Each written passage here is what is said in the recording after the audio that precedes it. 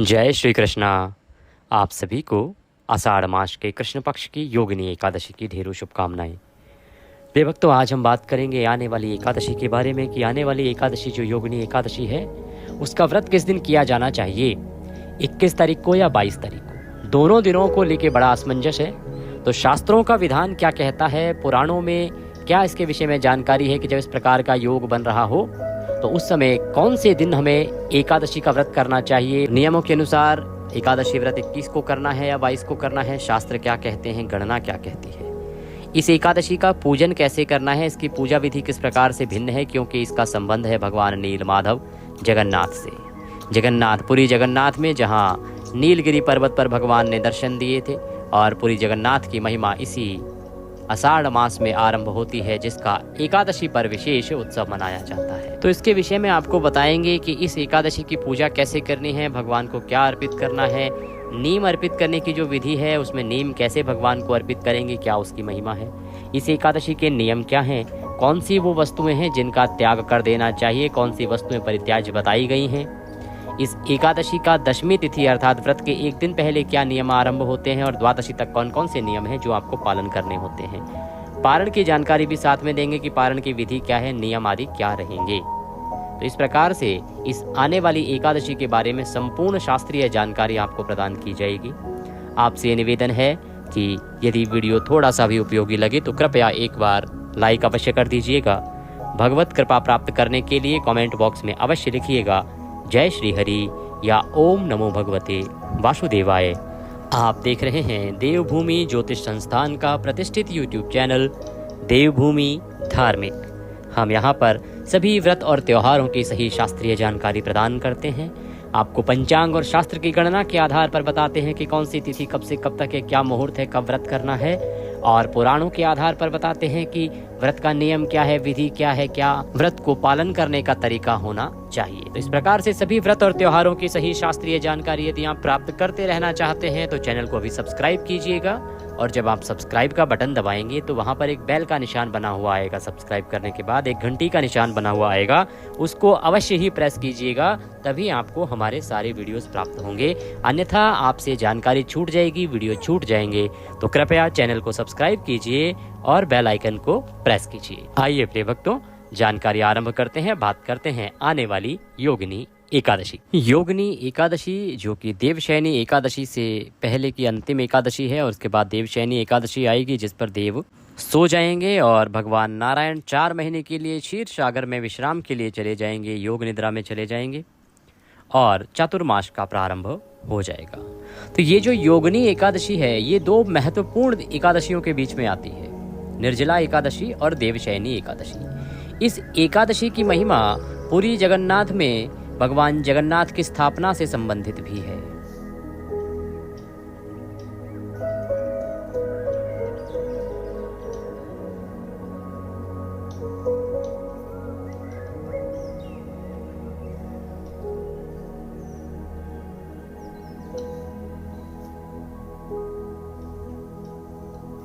क्योंकि इस एकादशी तिथि पर पुरी जगन्नाथ का विशेष उत्सव इसीलिए मनाया जाता है क्योंकि उस दिन नारायण की विशेष रूप से पूजा की जाती है। तो ये जो एकादशी आप जब करें तो प्रयास कीजिएगा कि पुरी जगन्नाथ स्वरूप का पूजन करें, उसमें सुभद्रा जी हों, बलभद्र जी हों, और भगवान श्री कृष्ण माधव स्वरूप हों। ये एकादशी किस प्रकार से महत्वपूर्ण है पुराण बताते हैं, शास्त्र बताते हैं, और आप जब कथा सुनेंगे इस एकादशी की तो वहाँ भी वर्णन आएगा कि इस एक एकादशी के व्रत करने और कथा श्रवण करने मात्र से आपको 88,000 ब्राह्मणों को भोजन कराने का पुण्य प्राप्त होता है। केवल एक व्रत करने से कितने 88,000 88,000 ब्राह्मणों को, योग्य ब्राह्मणों को भोजन कराने का पुण्य प्राप्त होता है। इतना अधिक पुण्य है इस एक दिन का, इस एक एकादशी का। तो अवश्य ही आप इस एकादशी को करिएगा। ये जो एकादशी है ये मोक्ष दिलाने वाली है, आपके सभी मनोकामनाओं को पूर्ण कराने वाली है। इस एकादशी पर यदि आप मोक्ष की कामना से व्रत करते हैं तो अवश्य ही भगवान नारायण उसको पूर्ण करते हैं।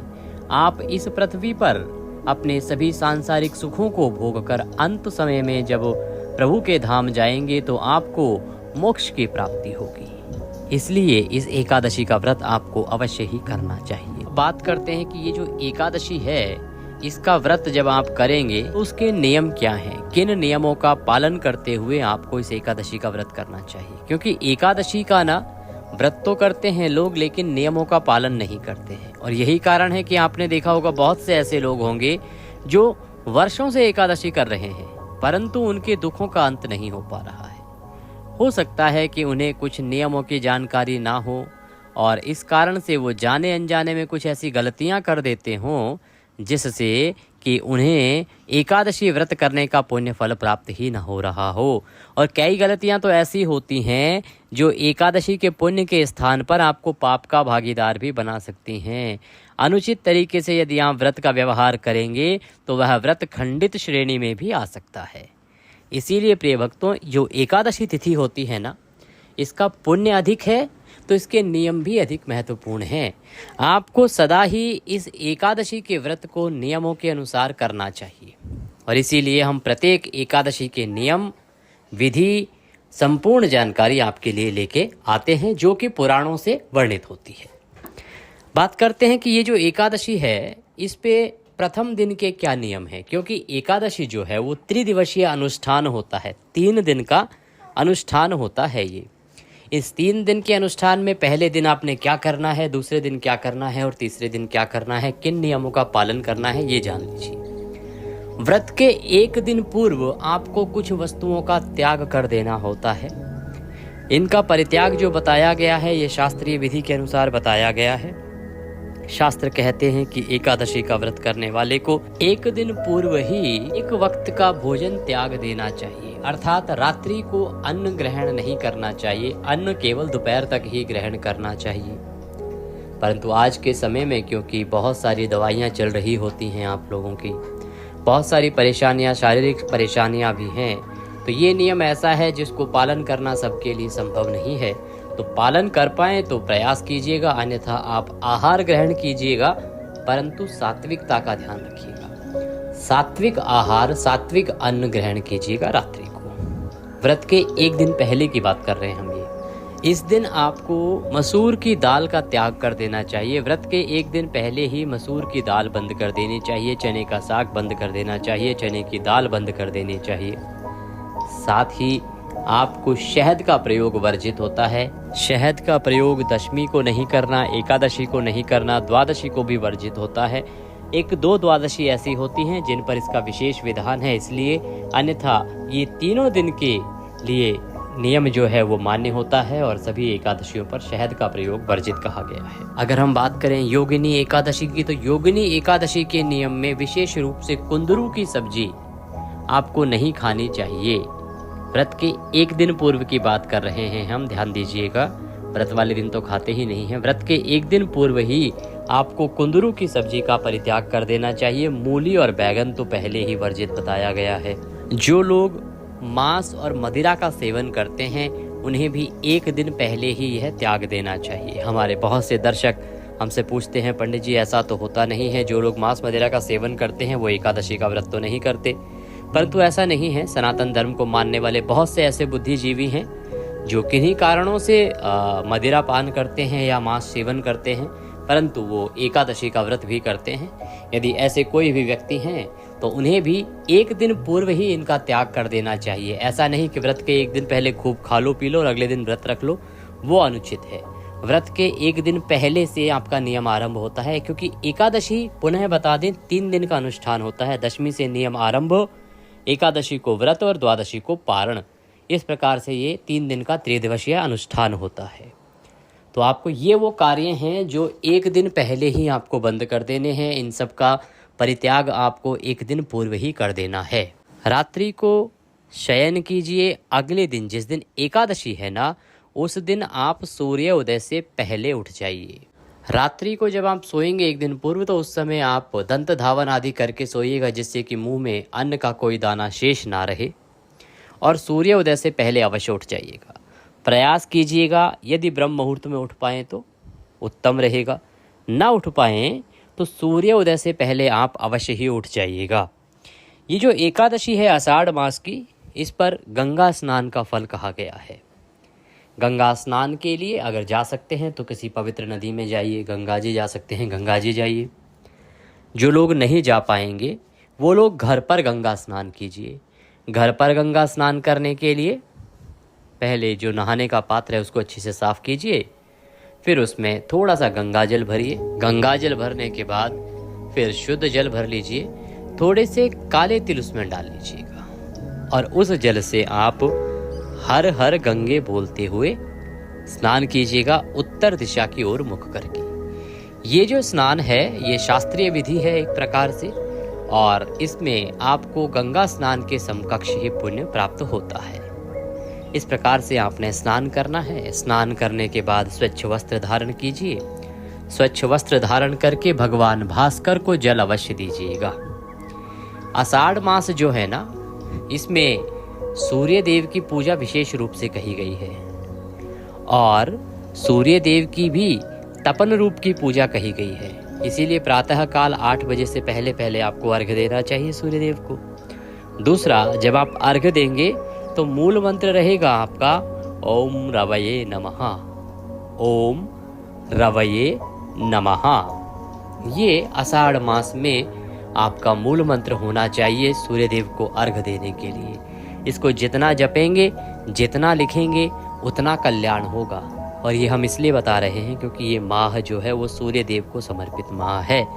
इसमें सूर्य देव की जितनी पूजा करेंगे आप, उतने ही बड़े राजा बनेंगे आप। सूर्य देव आपको प्रतिष्ठा प्रदान करते हैं, सूर्य देव आपको उच्चतम स्थान प्रदान करते हैं, समाज में मान मर्यादा के साथ आपको ऊंचा स्थान दिलाते हैं, आपको आपके कार्य क्षेत्र में प्रतिष्ठा प्रदान कराते हैं। जो माताएं बहनें गृहिणी हैं, गृह कार्य देखती हैं, उनको घर में सबका सम्मान प्राप्त कराते हैं और उनका इस प्रकार का ऑरा बना देते हैं जिससे कि सभी लोग उनको सम्मान पूर्वक बात करते हैं और सम्मान देते हैं।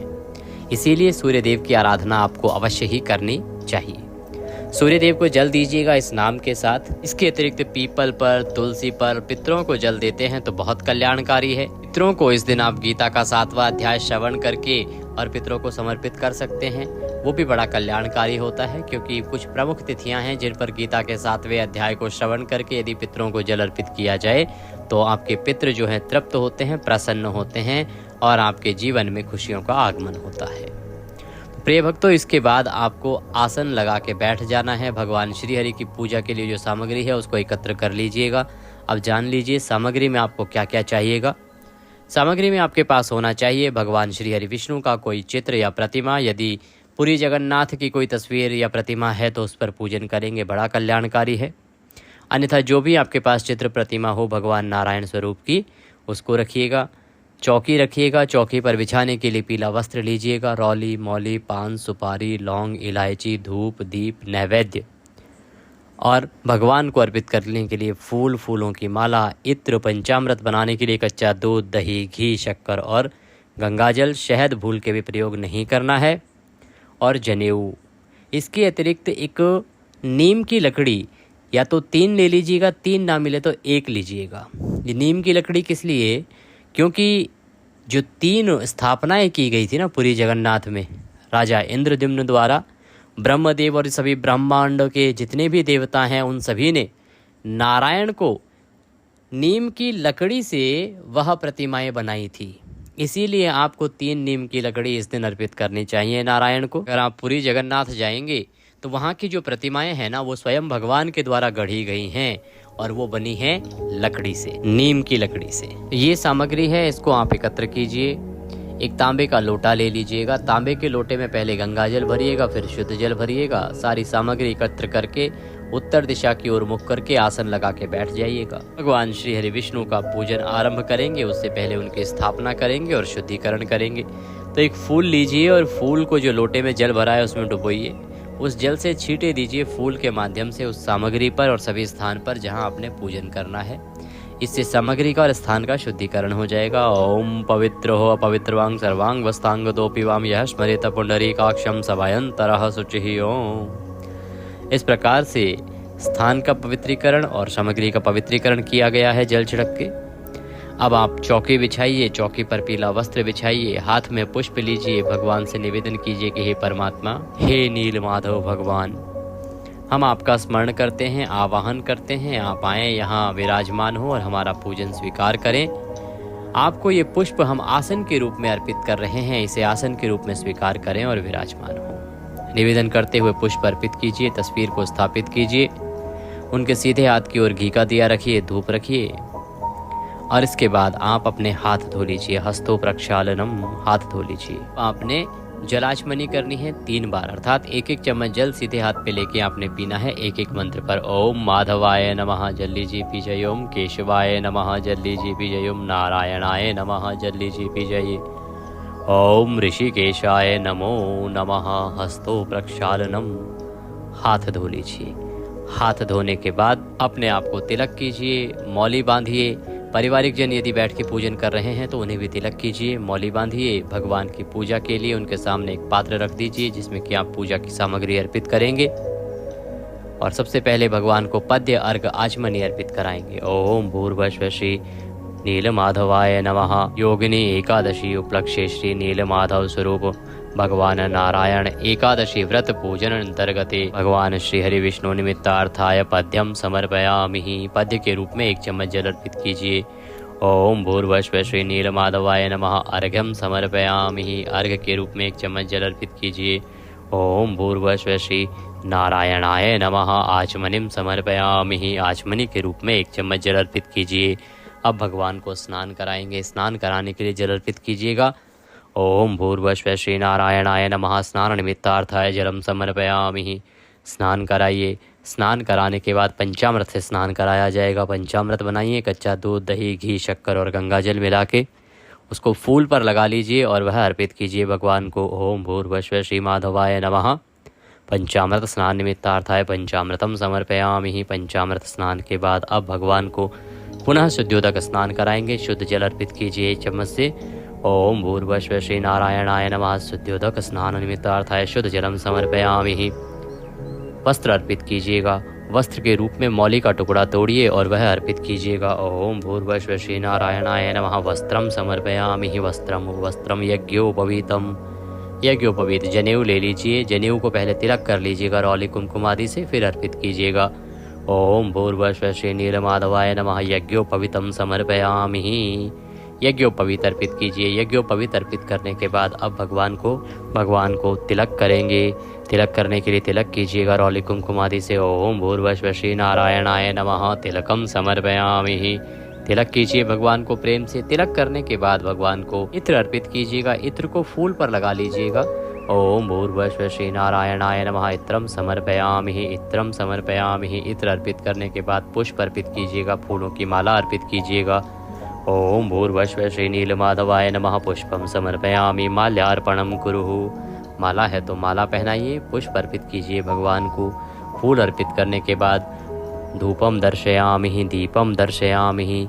धूप दिखाइए और दीप दिखाइए भगवान को।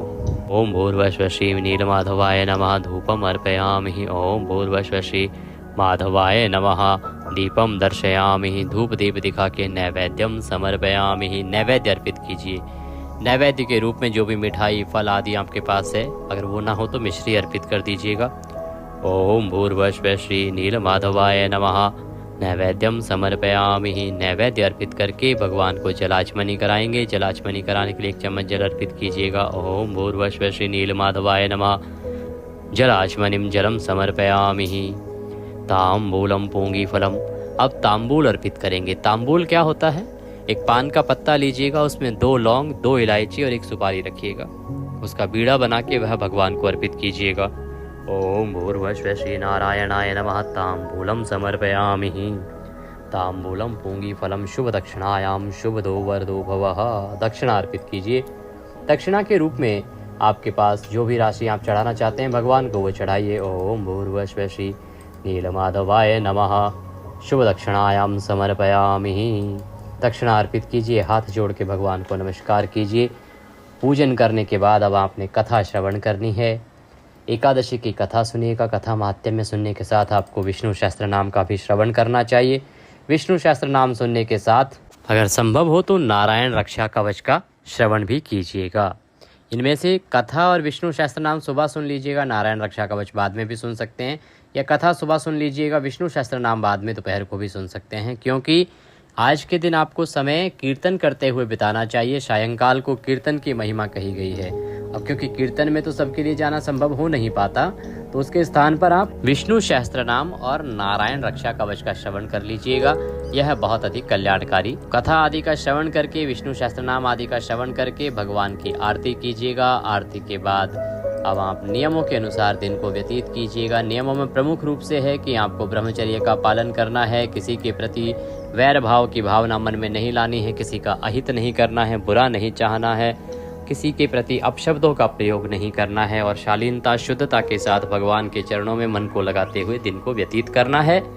सायंकाल को कीर्तन करना है। कीर्तन में अगर ना जा सकें तो हमने आपको बताया विष्णु सहस्त्र नाम, नारायण कवच आदि का श्रवण कर लीजिएगा। पुनः कथा भी दोबारा शाम को सुन सकते हैं, कल्याणकारी रहेगा। बताते हैं आपको कि जो हमने आपको नीम की लकड़ी अर्पित करने के लिए भगवान को बोली है, उसका क्या करना है। प्रिय भक्तों, जब आप भगवान की स्थापना करेंगे और अगर आप पूरी जगन्नाथ का स्वरूप रख रहे हैं तो तीनों स्वरूपों के साथ एक एक नीम की लकड़ी आपने साथ में स्थापित करनी है। जैसे ही आपने तस्वीर रखी, पुष्प रख के स्थापित की, साथ में आपने एक एक नीम की लकड़ी वहां पर रख देनी है। अगर आप भगवान के किसी एक स्वरूप का पूजन कर रहे हैं तो केवल एक नीम की लकड़ी भगवान के वहां पे स्थापित कीजिएगा, इस स्वरूप में कि आप भगवान का उसी स्वरूप में पूजन कर रहे हैं जिस रूप में उनकी स्थापना की गई है। तो इस प्रकार से आपने ये लकड़ी का प्रयोग करना है, नीम की लकड़ी का। ये विधि हो गई, पूरे दिन की नियम हो गए। अब आपकी बात आती है पारण की। पारण के लिए आपको सूर्योदय से पहले उठ जाना है। उठने के बाद स्नान आदि करके, स्वच्छ वस्त्र धारण करके भगवान का पूजन करेंगे। पंचोपचार से आपने पूजन करना है। पंचोपचार से पूजन करते समय ध्यान रखिएगा, भगवान को स्नान कराइएगा, पंचामृत से स्नान कराइएगा, लेकिन उसमें शहद का प्रयोग न कीजिएगा। शुद्धियोतक स्नान कराइएगा। शुद्धियोतक स्नान कराने के साथ भगवान को वस्त्र अर्पित कीजिएगा, तिलक लगाइएगा, इत्र अर्पित कीजिएगा, जनेऊ अर्पित कीजिएगा, पुष्प अर्पित कीजिएगा। फूलों की माला है तो माला पहनाइएगा और भगवान को धूप दिखाइएगा, दीप दिखाइएगा, नैवेद्य अर्पित कीजिएगा, तांबूल अर्पित कीजिएगा। तांबूल हमने आपको बताया, पान का पत्ता, उस पर 2 लौंग, 2 इलायची और 1 सुपारी, और भगवान को दक्षिणा अर्पित करके नमस्कार कीजिएगा। इसके बाद आप विष्णु सहस्त्र नाम का श्रवण कर सकते हैं पारण वाले दिवस पर, अति उत्तम रहता है। और तुलसी माता की कथा भी इस दिन आप पारण वाले दिन सुनते हैं तो कल्याणकारी होता है। इसके बाद आपने भगवान की आरती करनी है। आरती करके पुष्पांजलि करनी है। पुष्पांजलि कैसे करेंगे? हाथ में पुष्प लीजिएगा, मंत्र के साथ पुष्पांजलि होगी। इसके लिए हम जो पारण वाला वीडियो बनाएंगे ना, उसमें आपको विस्तार से बताएंगे, क्योंकि यहाँ बताने जाएंगे बहुत बड़ा हो जाएगा वीडियो। मंत्र पुष्पांजलि एक आवश्यक प्रक्रिया है। इसी से आपका पारण पूर्ण होता है, या कोई भी पूजा जो है वो पूर्ण होती है। पूजा की पूर्णता पुष्पांजलि के बिना अधूरी है। इसी में निहित होता है कि जाने अनजाने में यदि आपसे कोई गलती त्रुटि हुई हो तो उसकी क्षमा याचना भी होती है। इसी के माध्यम से आपका पुण्य निर्धारित होता है। तो इसीलिए आपने मंत्र पुष्पांजलि अवश्य करनी है, और पारण की वीडियो में हम इसको विस्तार से आपको समझा देंगे। अब बात करेंगे कि व्रत करना कब है, क्योंकि विषय ये बहुत महत्वपूर्ण है कि व्रत कब करना है आपको एकादशी का। प्रिय भक्तों, जो एकादशी है ना, आषाढ़ मास के कृष्ण पक्ष की ये एकादशी तिथि आरंभ हो रही है 21 तारीख को सुबह 7:18 पर, और इसका समापन होगा 22 तारीख को सुबह 4:27 पर। ऐसे में जो 21 तारीख को एकादशी है वो दशमी विद्या है, अर्थात पहले दशमी तिथि है फिर एकादशी आ रही है। और जो 22 तारीख को एकादशी है वो द्वादशी विद्या है, क्योंकि एकादशी प्रातः है और उसके बाद द्वादशी उसमें रहेगी पूरा दिन। शास्त्र कहते हैं कि दशमी विद्या एकादशी सर्वथा वर्जित है, अर्थात हर जगह उसका त्याग होना चाहिए। दशमी विद्या एकादशी कभी भी नहीं करनी चाहिए। और ये मैं किसी एक पुराण की बात नहीं कर रहा, 4-4, 5-5 पुराण की बात कर रहा हूँ। मैं पहले भी आपको ये रिसर्च बता चुका हूँ। दशमी विद्या एकादशी यदि करते हैं तो भगवान शंकर कहते हैं कि ऐसा व्यक्ति नरक की कामना करता है। इससे बड़े शब्द क्या होंगे। नारद पुराण कहता है कि द्वादशी युक्ता एकादशी ही श्रेष्ठ है, वही व्रत करना चाहिए, और सभी ने इसी एकादशी को सही कहा है। इसीलिए आपको व्रत करना चाहिए 22 तारीख को। शास्त्रों के अनुसार, सभी नियमों के अनुसार सबसे उत्तम व्रत है। 22 को ही व्रत कीजिएगा, 21 को भूल के भी ना कीजिएगा। वीडियो को अधिक से अधिक लोगों तक पहुंचाएं, जिससे कि सभी लोग सही जानकारी प्राप्त कर सके। कहीं ऐसा ना हो कि 21 को व्रत करके और पाप के भागीदार हो जाएं। पूजन समय की जहां तक बात है तो सूर्य उदय से लेकर और 11:20 तक उत्तम समय है, इसमें आप पूजन कर सकते हैं। इस वीडियो में अभी के लिए इतना ही। हरे कृष्ण एंड सब पर कृपा करें। हरे कृष्ण।